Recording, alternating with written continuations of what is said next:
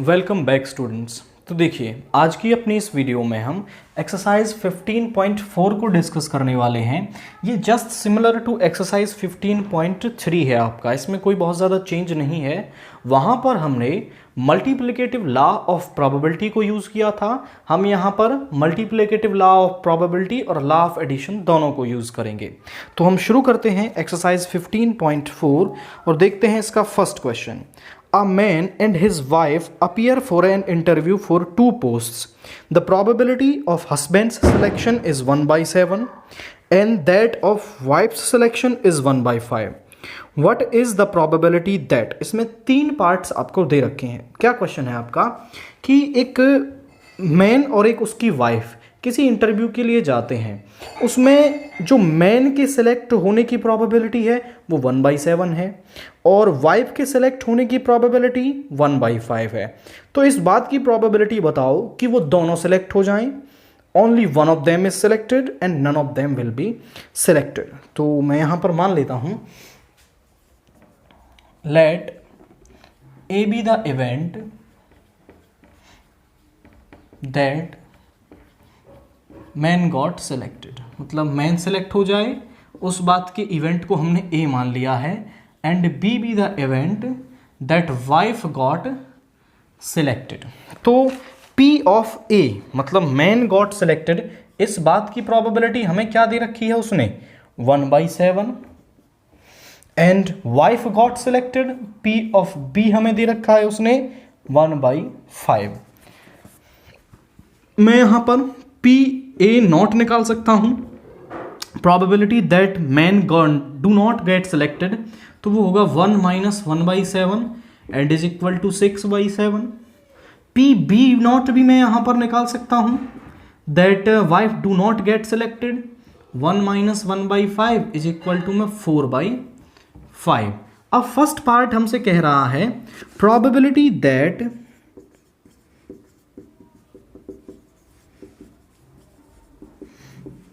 both of them selected, मतलब इस बात की प्रोबेबिलिटी कि वो दोनों सिलेक्ट हो जाएं, मतलब ए भी सिलेक्ट हो जाए और बी भी सिलेक्ट हो जाए आपका। तो पी ए बी निकालना है और ये किसके बराबर होता है आपका, P A into P B के बराबर होता है। तो पी ए की वैल्यू भी हमारे पास है 1/7 इंटू पी बी की वैल्यू भी हमारे पास है और वो है 1/5। तो ये कितना हो गया 1/35। तो probability that both of them got selected is 1/35। अब हम देखते हैं इसका सेकंड पार्ट, प्रोबेबिलिटी दैट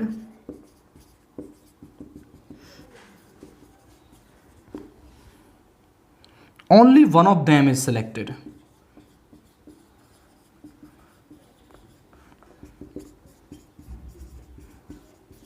तो ये इसमें पार्ट नया है आपका, ध्यान से देखें कि इस बात की प्रोबेबिलिटी बताओ कि उनमें से केवल एक सिलेक्ट होगा आपका, तो वो होगा पी। ए सिलेक्ट हो जाए तो बी सिलेक्ट नहीं होगा, मतलब मैन सिलेक्ट हो जाए तो वाइफ सिलेक्ट नहीं होगी। और ऐसा भी हो सकता है कि मैन सेलेक्ट ना हो और वाइफ सेलेक्ट हो जाए। तो दोनों ही केस में ध्यान से देखें, केवल एक सिलेक्ट हो रहा है, यहाँ पर मैन सेलेक्ट हो रहा है, वाइफ सेलेक्ट नहीं हो रही है। यहाँ पर मैन सेलेक्ट नहीं हो रहा है और वाइफ सेलेक्ट हो रही है। तो यहाँ पर इसको आप कैसे लिख सकते हैं, पी ए बी नॉट, और ये और हो जाता है प्लस में change, P A not be, इस तरीके से आप लिख सकते हैं। ये प्लस में चेंज हो गया। पी ए बी नॉट को आप कैसे लिख सकते हैं, इसको लिख सकते हैं P A into P B not plus, इसको लिख सकते हैं P A not P B. अब सारी चीज़ें आपके पास हैं। पी ऑफ ए आपके पास है वो है 1/7, पी ऑफ बी नॉट आपके पास है वो है 4/5 plus P of A not आपके पास है और वो है आपका 6/7, पी ऑफ बी है आपके पास 1/5, बस मल्टीप्लाई कर देंगे। यहाँ पर ये हो गया 4/35 प्लस यहाँ पर हो गया 6/35, टोटल मिला है हमें 10/35। इसको आप कैंसिल करेंगे तो 2/7। तो probability that only one of them is selected is 2/7।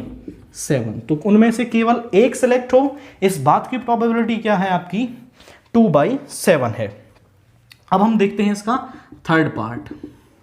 Third part क्या कह रहा है हमसे, probability that none of them will be selected. तो इस बात की प्रोबेबिलिटी कि उनमें से कोई भी सिलेक्ट ना हो आपका, probability that none of them will be selected। तो वो क्या होगा, P A भी सिलेक्ट ना हो, B भी सिलेक्ट ना हो, P A not B not. और ये किसके बराबर है आपका, by multiplicative law P A not into P B not के बराबर है आपका। तो यहां पर P A नॉट की वैल्यू है आपकी 6/7 एंड P B नॉट की वैल्यू है आपकी 4/5। ये हो गया 24/35। और यही क्या है, आंसर है आपका फर्स्ट क्वेश्चन के लिए। तो अब हम देखते हैं इसका question number second. Probability that student a passing the examination is 3/7 and that of student B passing is 5/7. Assuming two events A passes and B passes as independent, find the probability of that only A passing the examination, only one of them passing the examination. तो दो event दे रखे हैं आपको कि student A exam पास करता है, इस बात की प्रोबेबिलिटी है 3/7, और स्टूडेंट B एग्जाम पास करता है, इस बात की प्रोबेबिलिटी है 5/7।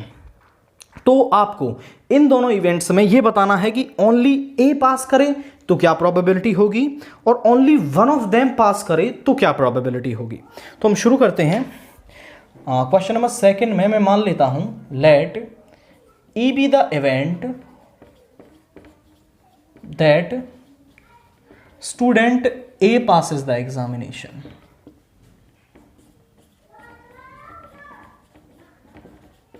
कि स्टूडेंट ए एग्जामिनेशन को पास करे, इस बात के इवेंट को हमने क्या मान लिया है, ई मान लिया है। And let F be the event that student B passes the examination. तो एफ इवेंट है कि स्टूडेंट बी एग्जाम को पास करे। तो P of E, student A के पास होने की प्रोबेबिलिटी आपको क्या दे रखी है, वो दे रखी है आपको 3/7। And that of student B, वो कितनी दे रखी है आपको 5/7। ये स्टूडेंट ए के पास होने की प्रोबेबिलिटी, ये स्टूडेंट बी के पास होने की प्रोबेबिलिटी। मैं निकाल रहा हूं P E not, student A के पास ना होने की प्रोबेबिलिटी। तो वो होगी 1 - 3/7 means 4/7। And P F not क्या होगा आपका 1 - 5/7 इज इक्वल टू में 2/7। अब हम निकालते हैं इसका first part. Probability that only student A passes the examination. इस बात की प्रोबेबिलिटी कि केवल स्टूडेंट ए पास करता है एग्जामिनेशन को। तो ध्यान से देखिएगा, वो होगी पी ए पास कर जाए पर बी पास ना करे। मतलब क्या है, ओनली ए का मतलब क्या है कि ए पास करे और सब क्या हो जाएं, फेल हो जाएं आपकी, उसको पास ना करें। तो ये होगा only A passes the examination. तो यही हमने किया है, ए को पास करवा दिया और बी को फेल करवा दिया है। तो ये किसके बराबर होगा आपका P A into P B not. अब पी ए क्या है आपका, सॉरी मैंने कुछ अलग लिख दिया, ए के पास होने को बोल रहे हैं हम ई, और यहां पर होगा एफ नॉट। तो ये हो जाएगा P E and P F not. मतलब कि ए पास हो जाए, बी पास ना हो, बी के पास ना होने को बोल रहे हैं पी एफ नॉट। तो ये हो जाएगा P E into P F not, और पी ऑफ ई दे रखा है आपको 3/7 into P F not they रखा है आपको 2/7। तो ये हो गया 6/49। तो 6/49 is the probability that student A passes the examination. अब हम देखते हैं इसका second part. Only one of them passes the examination. Second part क्या है, probability that only one of them passes the examination।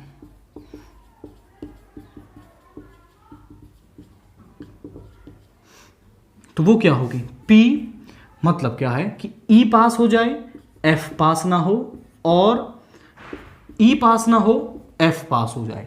तो यहां पर हम निकाल रहे हैं कि केवल एक पास हो उनमें से, तो A पास हो जाए, B पास ना हो, A पास ना हो, B पास हो जाए। दोनों ही केस में केवल एक पास हो रहा है आपका। तो इसको हम ऐसा लिख सकते हैं, PEF not plus PE not F, और इसको लिखा जा सकता है by multiplicative law, PE into PF not plus PE not into PF।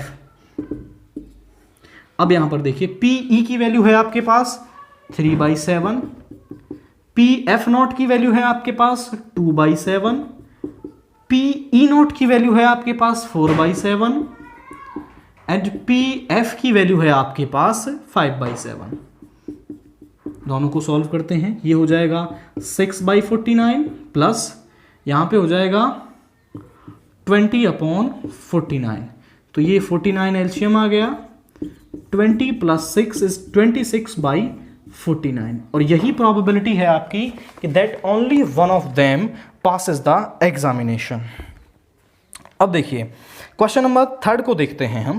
Question number 3 हमें क्या दे रखा है, Rahul speaks truth 5 times out of 6 and Neha speaks truth 9 times out of 10. What is the probability that they contradict each other in stating the same fact? तो हम मान लेते हैं let A be the event Rahul speaks the truth। A event क्या है आपका कि राहुल सच बोलता है आपका, and B be the event that Neha speaks the truth। तो P ऑफ A कि that Rahul speaks the truth आपको क्या दे रखा है कि राहुल सच बोलता है 5 बार 6 में से, तो इसके सच बोलने की प्रोबेबिलिटी क्या आ गई 5/6, मतलब टोटल सैंपल स्पेस है 6, उसमें से 5 बार वो सच बोलता है, तो 5/6 किस बात की प्रोबेबिलिटी है कि राहुल सच बोले। ऐसे ही PB मतलब नेहा सच बोले। अब नेहा के सच बोलने की प्रोबेबिलिटी क्या हो जाएगी आपकी 9/10, 9 टाइम्स आउट ऑफ 10। अब यहां पर मैं निकाल लेता हूं PA नॉट।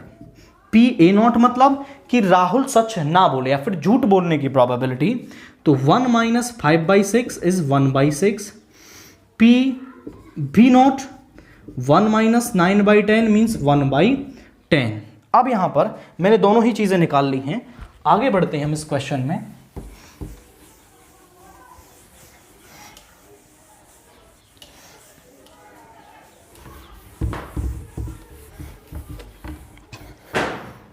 तो आगे वो किस बात की प्रोबेबिलिटी निकलवा रहा है आपसे कि what is the probability that they contradict each other in स्टेटिंग the same fact.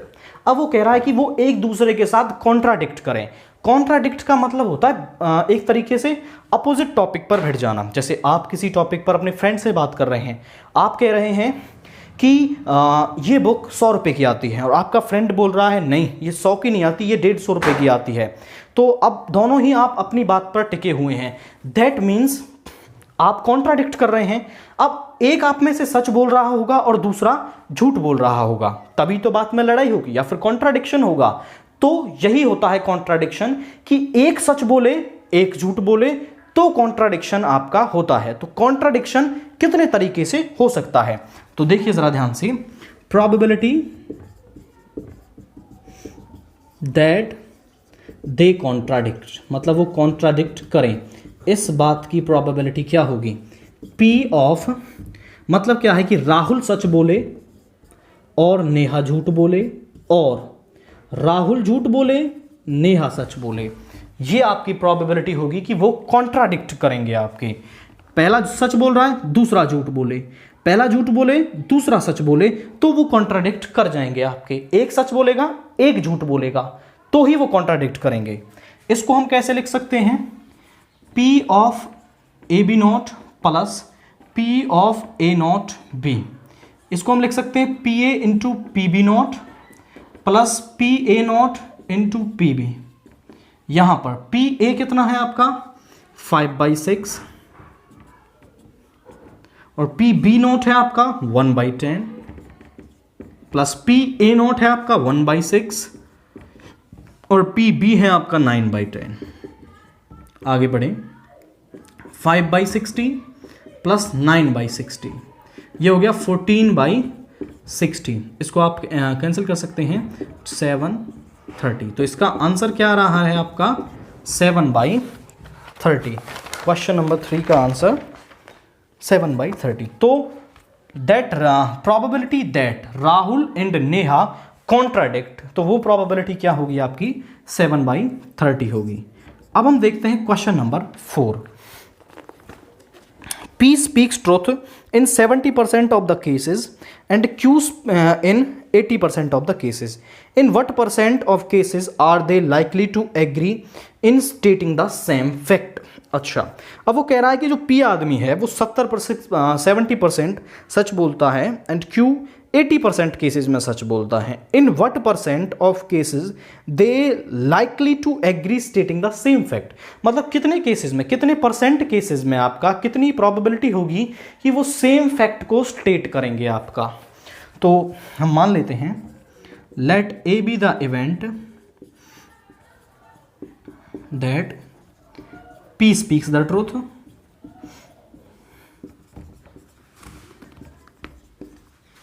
and let B be the event that Q speaks the truth।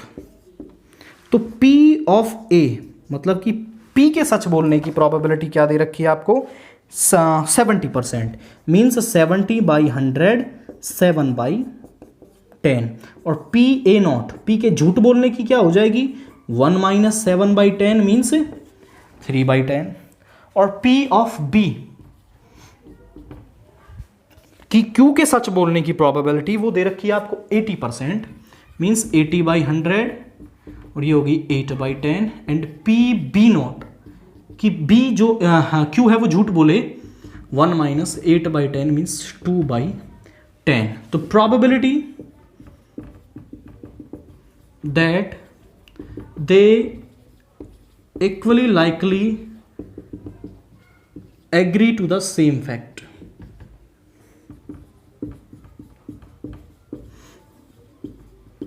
अब देखिए क्वेश्चन क्या कह रहा है आपसे कि वो सेम फैक्ट को बताने चाहिए, मतलब दोनों बात से राजी होने चाहिए। अब आप और आपका फ्रेंड क्या बोल रहे हैं, दोनों बोल रहे हैं कि ये बुक 150 रुपए की आती है, बट आप झूठ बोल रहे हो। उस बुक का एक्चुअल प्राइस 100 रुपए है और आपने बोल दिया दोनों ने कि वो क्या है, वो 150 रुपए की बेच रही है, आपकी 150 रुपए की आती है। दोनों एग्री हैं आप, बट झूठ बोल रहे हैं, उससे कोई फर्क नहीं पड़ता, आप दोनों एग्री हैं। तो दोनों झूठ बोल रहे हैं तब भी एग्री होंगे। या फिर आपका फ्रेंड्स बोलने लगे कि 100 रुपए की ही आती है और आप भी बोल रहे हैं 100 रुपए की आती है, आप दोनों सच बोल रहे हो तो भी आप किस में हो, सेम फैक्ट को स्टेट कर रहे हो। तो सेम फैक्ट को स्टेट कब करेंगे आप कि हो सकता है P भी सच बोले और Q भी सच बोले और P भी झूठ बोले और Q भी झूठ बोले, तो आप क्या करेंगे, सेम फैक्ट को स्टेट करेंगे, सेम फैक्ट को बताएंगे आपका। अगर झूठ सच हो गया तो कॉन्ट्राडिक्शन हो जाएगा। आप दोनों सच बोल रहे हो तो भी एक बात होगी आपकी, और दोनों झूठ बोल रहे हैं तो भी एक ही बात होगी आपकी। तो इस केस में आप इक्वली लाइकली एग्री होंगे।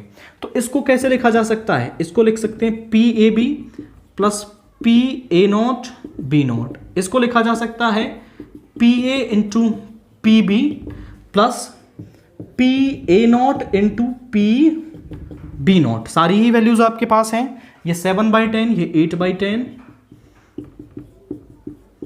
वो है आपका 3/10 और 2/10।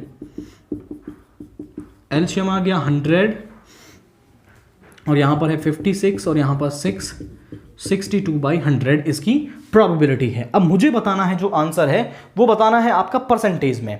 तो प्रोबेबिलिटी को मैं परसेंटेज में कन्वर्ट कर लूंगा मल्टीप्लाई बाई 100 करके। तो मल्टीप्लाई बाई 100 ये आ गया 62%। तो 62% ऑफ केसेस में जो P और Q हैं वो आपके वो इक्वली लाइकली होंगे किसी भी स्टेटमेंट को स्टेट करने के लिए।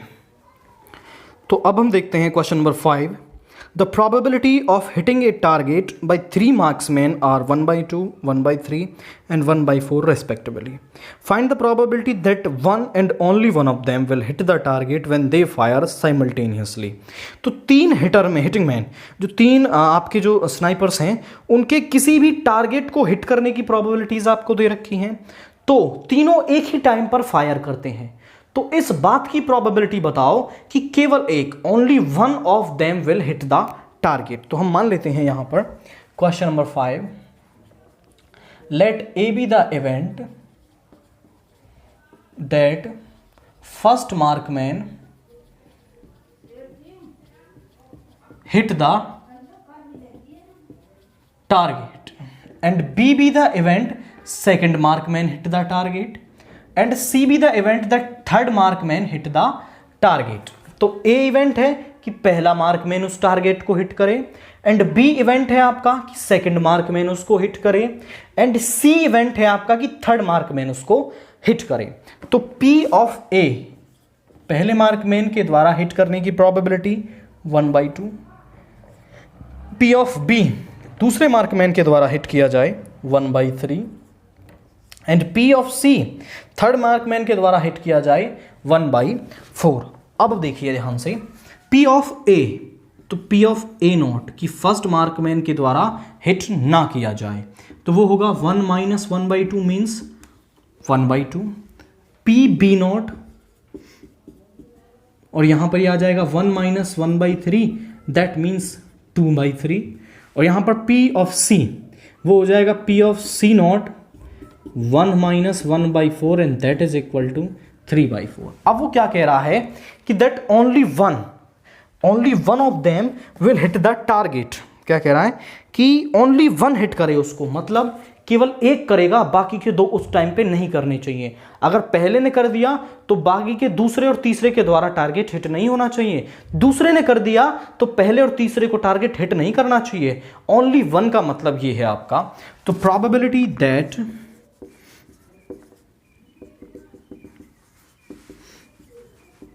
only one of them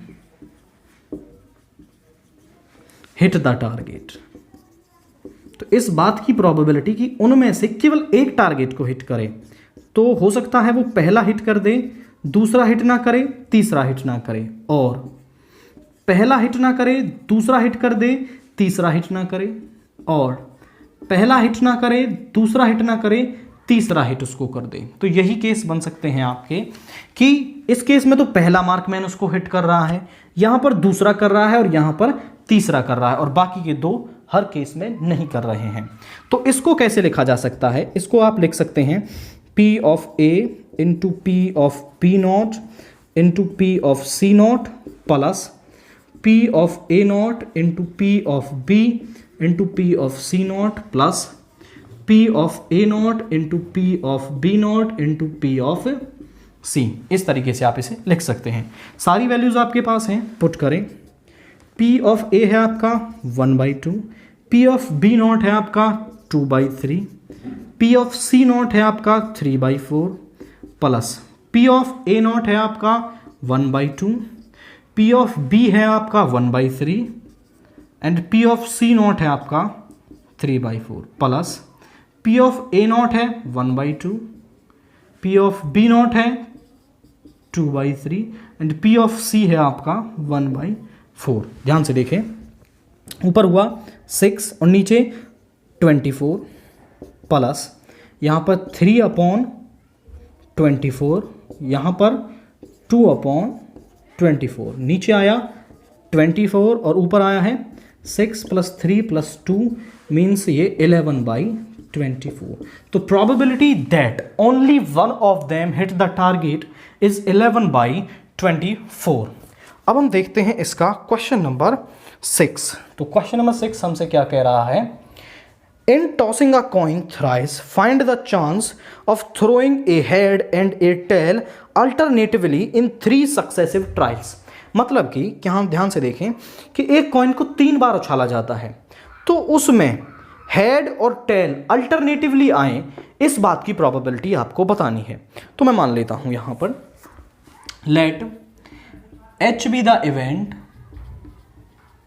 that a coin shows head, मतलब एक कॉइन हेड दिखाए, इस बात की प्रोबेबिलिटी को मैंने क्या मान लिया है, एच मान लिया है इस इवेंट को, एंड टी हमने मान लिया कि वो कॉइन क्या दिखा रहा है, आपका टेल दिखा रहा है। तो P of H in one throw of dice, तो पी ऑफ एच क्या होता है 1/2 एंड पी ऑफ टी क्या होता है 1/2, क्योंकि एक कॉइन को उछालते हैं तो दो ही सैंपल स्पेस बनते हैं आपके, या तो एच आएगा या टी आएगा। तो पी ऑफ एच है 1/2 एंड पी ऑफ टी है 1/2। प्रोबेबिलिटी दैट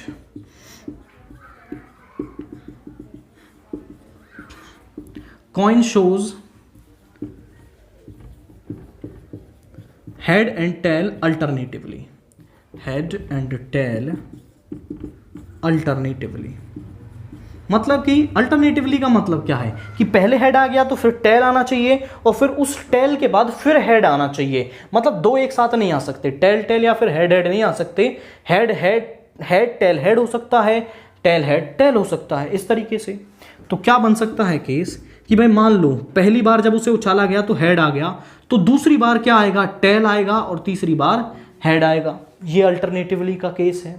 दूसरा हो सकता है पहली बार टेल आ जाए तो फिर दूसरी बार में हेड आए और तीसरी बार में टेल आए, तो यही दो केस बन सकते हैं आपके कि जो प्रोबेबिलिटी है वो अल्टरनेटिवली हेड और टेल दिखाए।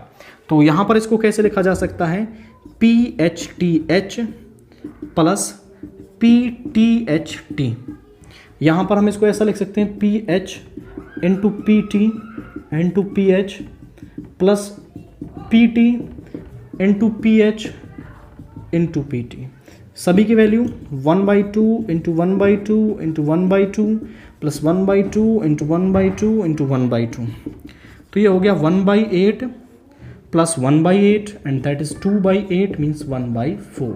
तो इन 3 tosses of a coin shows head and tail alternatively, this probability is 1/4। तो देखिए अब हम देखते हैं question number 7। A coin is tossed 3 times and all possible outcomes are considered equally likely. Consider a tossing a coin twice as first experiment and once as second experiment. Find the probability of getting. देखिए एक coin को 3 बार उछाला जाता है और उसमें 2 event हमने बना लिए हैं। पहला इवेंट क्या है आपका कि 2 कॉइन्स को एक साथ उछाला जाए, और दूसरा इवेंट है आपका कि एक कॉइन को अकेले उछाला जाए। तो पूरी तरीके से देखें 2 पहले उछल रही हैं, एक बाद में उछल रही है, तो 3 कॉइन आपकी उछल गई हैं यहां पर। Find the probability of getting 2 heads and a tail 3 heads। तो यहां पर ध्यान से देखें, यहां पर हम मान लेंगे कि आपको चाहिए क्या, पहले केस में 2 head and a tail, 2 head and a tail आपको चाहिए। तो यहां पर देखिएगा 2 head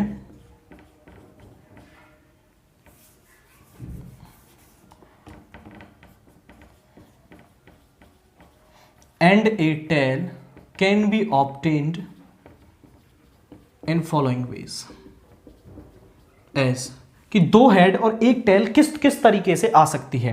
भाई 2 कॉइन्स को पहले उछाला जाता है और एक कॉइन को बाद में उछाला जाता है। तो सैंपल स्पेस बना लेते हैं H H H T T H and T T, और दूसरे केस में टी और एच, ये पहली बार उछालने पर, ये दूसरी बार उछालने पर। तो 2 हेड और एक टेल किस तरीके से आ सकते हैं आपके, देखिए हो सकता है जब पहली बार 2 कॉइन्स को उछालें तो उसमें दोनों हेड आ जाएं और दूसरी बार में एक टेल आए, मतलब पहली बार में हेड हेड आ जाएं, दूसरी बार में टेल आ जाएं, तो 2 हेड एक टेल हो गए, तब भी बात बन गई। हो सकता है पहली बार में एक हेड एक टेल आए और दूसरी बार में एक हेड आ जाए, तो भी आपके क्या हो जाएंगे, 2 हेड और एक टेल हो जाएंगे। तो यही 2 तरीके हैं इनमें से कि आपके क्या है कि 2 हेड और एक टेल आ सकते हैं। अब हम इसको लिखते हैं 2 head in first experiment and a tail in second experiment.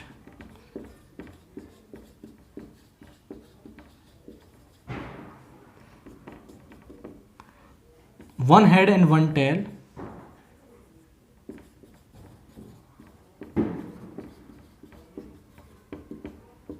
in first experiment and a head in second experiment. तो अब मैं मान लेता हूं let A be the event of getting two heads in first experiment.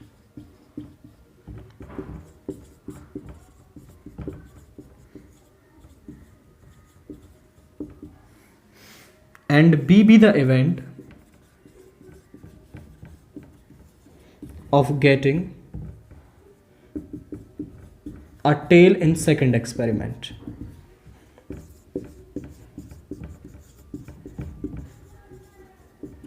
And C be the event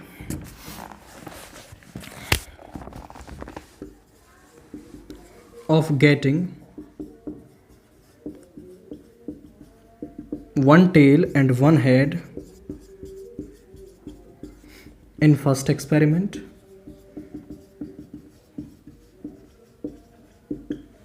and D be the event of getting a head in second experiment.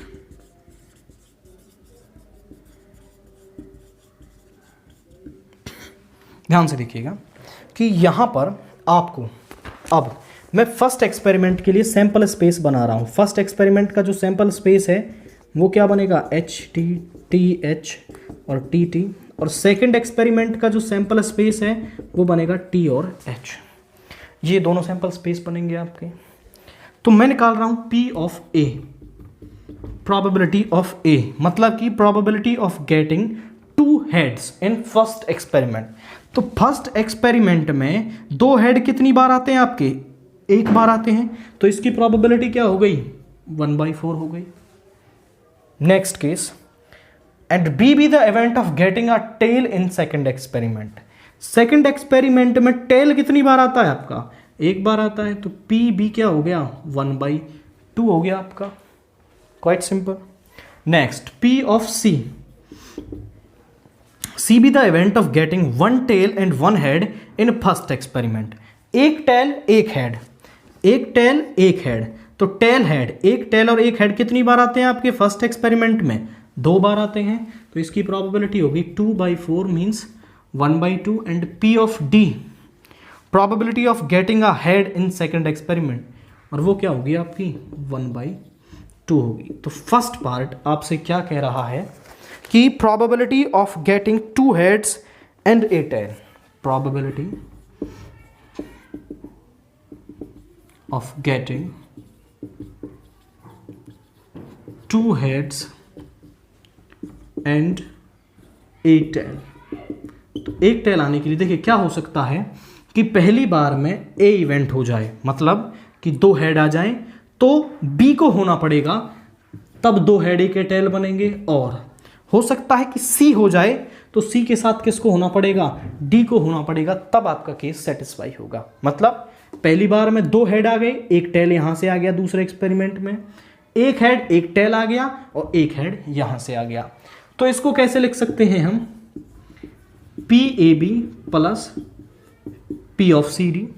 इसको ऐसा लिखा जा सकता है P A into P B plus P C into P D. P A की value क्या है 1/4, P B की 1/2 प्लस पी सी की 1/2 और यहाँ पर भी 1/2।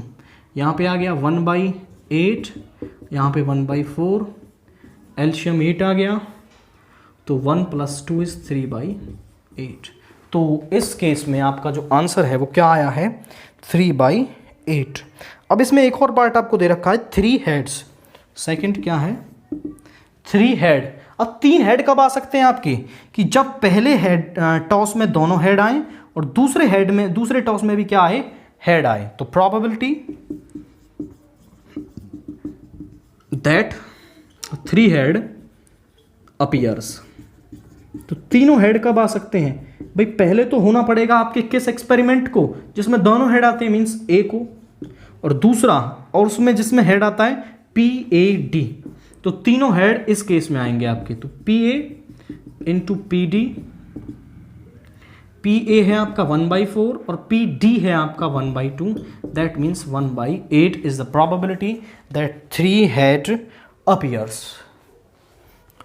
तो देखिए अब हम देखते हैं question number 8। A student takes examination in 4 subjects A B C D, his chances of passing, मतलब एक स्टूडेंट जो है उसने 4 एग्जाम्स दिए हैं ए बी सी डी, उसके ए बी सी और डी में पास होने की प्रोबेबिलिटीज़ आपको दे रखी हैं कि उसके इतने चांसेस हैं पास होने के। To qualify he must pass in A, अब वो जो एग्ज़ाम है उसमें पास होने की कंडीशन क्या है कि कम से कम उसको ए में पास होना पड़ेगा, हर केस में ए में पास होना पड़ेगा, और उससे अलग कम से कम 2 सब्जेक्ट में पास हो तो वो पास होगा एग्जाम में। तो हम मान लेते हैं यहां पर question number 8, let A B the event that student pass in a subject, B event है आपका कि वो बी सब्जेक्ट में पास हो जाए, सी इवेंट है आपका कि वो सी सब्जेक्ट में पास हो जाए, डी इवेंट है आपका कि वो डी सब्जेक्ट में पास हो जाए आपका। तो यहां पर देखिए P ऑफ A हमें दे रखा है, P ऑफ B हमें दे रखा है, P ऑफ C दे रखा है, P ऑफ D दे रखा है। रेस्पेक्टिव प्रोबेबिलिटीज को मैं लिख देता हूं, 4/5, 3/4, 5/6 एंड 2/3। ये अब पी ए नॉट क्या हो जाएगा आपका कि वो ए में पास ना हो, वो हो जाएगा 1 minus 4/5 means 1/5। P B not मतलब कि वो बी में पास ना हो, 1 minus 3/4 means 1/4। P C not मतलब वो सी में पास ना हो, 1 minus 5/6 means 1/6। And P D not वो डी में पास ना हो, 1 माइनस 2/3 मीन्स 1/3। अब वो क्या कह रहा है, probability that student qualifies the exam. अब जो स्टूडेंट है वो एग्जाम को क्वालिफाई कर ले, क्वालिफाई करने की कंडीशन क्या है कि एक ए में पास होना पड़ेगा उसको और कम से कम 2 में पास होना पड़ेगा उससे अलग। तो मैं क्या बना रहा हूं, प्रोबेबिलिटी वो ए में पास हो जाए, बी में पास हो जाए, सी में पास हो जाए और डी में पास ना हो तो वो पास कर जाएगा। ए में हो गया तो और में हो गया, और वो ए में पास हो जाए, ए में तो हर बार होगा, हर बार उसको ए में पास होना पड़ेगा वरना वो फेल हो जाएगा। ए बी में पास ना हो, सी में पास हो जाए, डी में पास हो जाए। देखिए इसको तरीके से कर लेते हैं, अब सी में पास नहीं होगा, ए में पास हो गया, बी में पास हो गया, सी में नहीं हुआ, डी में हो गया, और ए में पास हो गया, बी में नहीं हुआ, सी और डी में हो गया, और ए बी सी डी सब में पास हो गया। कम से कम 2 में पास होना चाहिए था, वो तीनों में भी पास होके पास हो सकता है आपका। तो ये बनेगी probability that he qualifies the exam. तो यहां पर लिख लेते हैं पी ए इंटू, इसको कैसे लिख सकते हैं, P A into P B into P C into P D not plus P of A into P of B into P of C not into P of D plus यहाँ पे क्या आएगा, P of A into P of B not into P of C into P of D plus P of A into P of B into P of C into P of D. ये रहेगा, सारी values हमारे पास हैं, बारी बारी से इसमें रखना शुरू करते हैं। क्वेश्चन काफ़ी क्रिटिकल है, वैल्यूज़ को ध्यान से रखना है वरना क्वेश्चन में कैलकुलेशन मिस्टेक भी आपकी हो सकती है। तो पी ऑफ ए आपका 4/5 into P of B 3/4, P of C 5/6 and P of D not, तो डी नॉट होगा 1/3 plus P of A P of B 4/5 3/4, P of C not and P of D, P of C not है 1/6 और P of D not है आपका P of C not है आपका 1/6 and P of D is 2/3 plus P of A 4/5 P of B not वो होगा 1/4, P of C वो होगा 5/6 एंड P ऑफ D वो होगा आपका 2/3 प्लस PABCD ये सब मल्टीप्लाई में 4/5 इंटू 3/4 इंटू 5/6 इंटू 2/3। ध्यान से देखें 5463 5463 5463 5463। तो यहां पर आप ध्यान से देखें तो सभी का जो एलसीएम है वो है 5463। दैट मीन्स यहां पर आपका एलसीएम कॉमन आ जाएगा और ये मल्टीप्लाई होकर कितना बन रहा है 520 6 120 360। तो 1/360 सभी के नीचे से कॉमन आ गया। ऊपर क्या बना है, यहां पे बना 60, यहां पे 24, यहां पे 40 और यहां पे 120। ये बना है आपका। एक बार फिर से टैली कर लेते हैं। 4 × 12 5 60, 4 × 12 दूनी 24, 4 5 20 दूनी 40, 4 × 12 5 60 दूनी 120। अब इसको हम ऐड करते हैं। यहाँ पर आपका ये हो गया 100 100 220 और 220 जमा 24 बटे 360। ये हो जाएगा आपका 244 बटे 360। इसको काट लेते हैं हम और ये कट जाएगा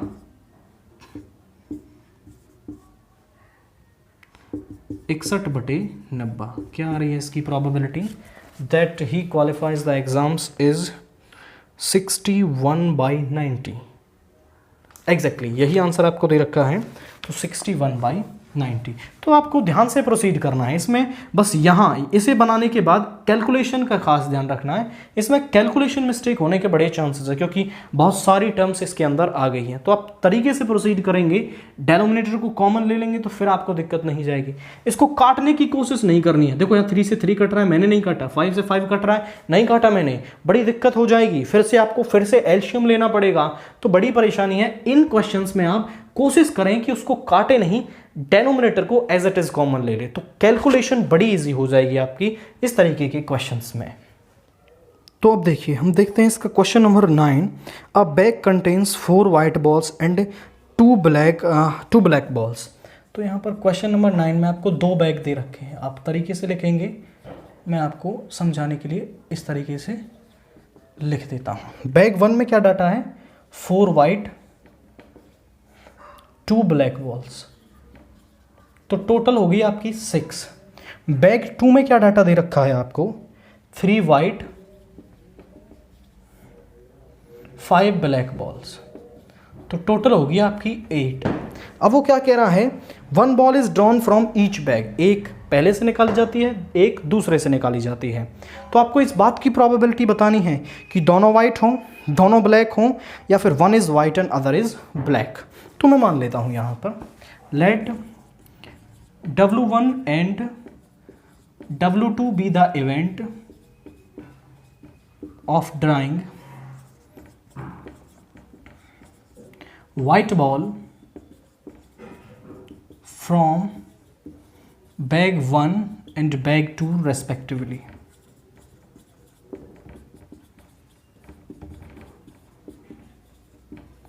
इसी तरीके से let B1 and B2 be the event of drawing black ball from bag 1 and bag 2 respectively। मतलब बैग 1 से वाइट बॉल निकालें, इवेंट W1 है। बैग 2 से वाइट बॉल निकालें, इवेंट W2 है। बैग 1 से ब्लैक बॉल निकालें, इवेंट B1 है। बैग 2 से ब्लैक बॉल निकालें, इवेंट B2 है। तो सारी सबकी प्रोबेबिलिटीज निकाल लेते हैं। PW1 फर्स्ट बैग से वाइट बॉल आने की प्रोबेबिलिटी वो हो जाएगी 4/6। 4 वाइट हैं, टोटल 6 ब्लैक हैं आपकी। PW2 बैग 2 से वाइट बॉल आने की प्रोबेबिलिटी 3/8। PB1 बैग 1 से ब्लैक बॉल आने की प्रोबेबिलिटी 2/6। PB2 बैग 2 से ब्लैक बॉल आने की प्रोबेबिलिटी वो होगी 5/8। फर्स्ट पार्ट क्या कह रहा है, probability that both are white, मतलब दोनों वाइट हों। पहले से भी वाइट निकले, दूसरे से वाले से भी वाइट निकले, तो वो क्या हो जाएगी PW1 W2, पहले से भी वाइट निकली, दूसरे से भी वाइट निकली, तो इसको हम ऐसा लिख सकते हैं PW1 इंटू PW2, और ये क्या है, दोनों ही वैल्यूज आपके पास हैं 4/6 इंटू 3/8, ये हो गया आपका 3 यहाँ पर और भी कैंसिल हो सकता है 2, तो 1/4 आंसर आ गया। दूसरा, probability that both are black, इस बात की प्रोबेबिलिटी कि दोनों ब्लैक हों, तो पहले वाले से भी ब्लैक और दूसरे वाले से भी ब्लैक, पहले वाले से भी ब्लैक निकालेंगे और दूसरे वाले से भी ब्लैक निकालेंगे, इसको हम लिख सकते हैं PB1 इंटू PB2, और PB1 इंटू PB2 क्या हो गया आपका 2/6 इंटू 5/8, 2 से 4 टाइम्स, और यहां हो गया 5/24। थर्ड केस, प्रोबेबिलिटी दैट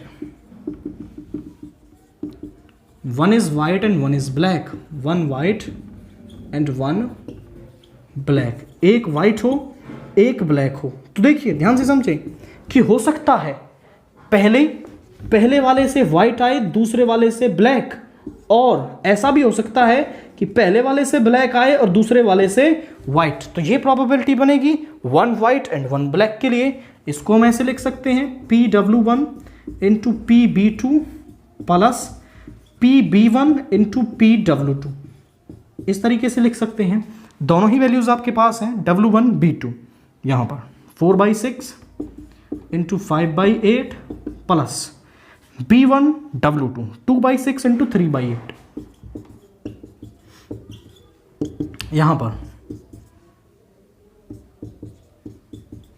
कितनी आ गई वैल्यू, इसको इनफैक्ट हम काटते नहीं हैं, इसको काटते नहीं हैं, डायरेक्ट देखो कैलकुलेशन में इजी हो जाता है जब हम इसको काटते नहीं हैं। तो 4/6 इंटू 5/8 प्लस 2/6 इंटू 3/8, इस केस में एलसीएम सेम आता है दोनों का 48, यहाँ पे हो गया 20, यहाँ पे हो गया 6, तो 26/48। अब आप यहाँ पर कैंसिल कर सकते हैं 13, और यहाँ पर 13/24।